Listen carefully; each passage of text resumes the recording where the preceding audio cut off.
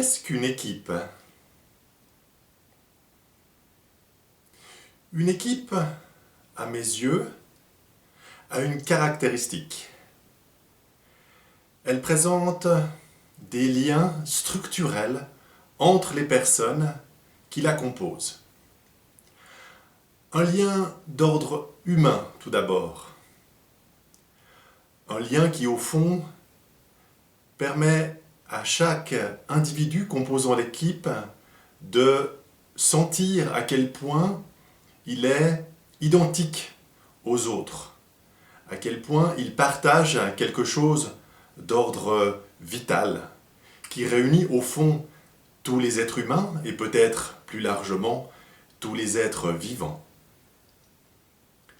Ce lien est fondamental, il est constitutif de ce que l'on appelle l'esprit d'équipe, la solidarité entre les personnes qui composent l'équipe.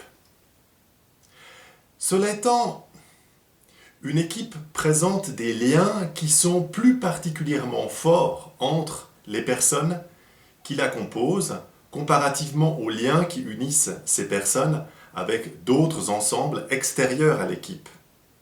Donc cet esprit d'équipe va se transformer en esprit d'appartenance. Une appartenance à une forme de club, un peu comme un club sportif par exemple, où tout le monde va porter le même maillot. À l'intérieur de cette équipe, nécessairement, une certaine hiérarchie va se mettre en place. Une équipe a besoin d'avoir un leader, voire plusieurs leaders s'il s'agit d'avoir une forme de hiérarchie à plusieurs niveaux. Dans une équipe, autre élément structurel, il y aura des liens d'ordre territorial. Chacun va devoir jouer son rôle sur un terrain bien défini. Ce qu'on va appeler, dans une entreprise, un cahier des charges. Un cadre plus ou moins précis à l'intérieur duquel la personne est supposée jouer. Un peu comme sur un terrain où nous avons des personnes qui vont jouer dans certaines positions et d'autres dans d'autres, chacun occupant une portion du territoire total. Il y aura aussi dans une équipe des liens d'ordre organisationnel, des processus qui vont permettre d'atteindre les objectifs fixés à l'équipe, des objectifs de nature commune. Ce mot commun est un point très important également lorsque l'on parle d'une équipe. Une équipe a des objectifs communs. Il y a d'autres éléments qui concourent également à la constitution d'une équipe. À mon sens, ils sont un peu moins importants que ces éléments structurels. C'est bien sûr mon point de vue, votre avis vaut le mien.